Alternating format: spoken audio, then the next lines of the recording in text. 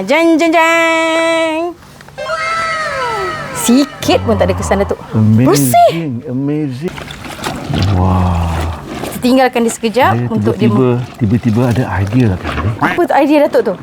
Beli Pusing. baju kat bandar. Murah, RM5.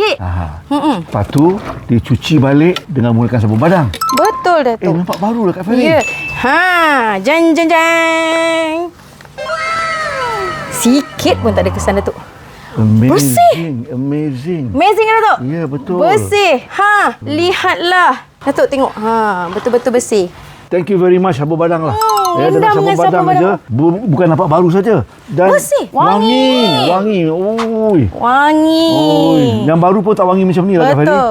So sabun badang Allah. memang function. Ya. Memang function. So tak payah risau lagi, tak payah bimbang lagi Ya, nak ya. beli baju kat bandar, nak beli baju putih. Betul. Tak payah bimbang sebab sabun badang memang Betul, function Kak. untuk baju bandar.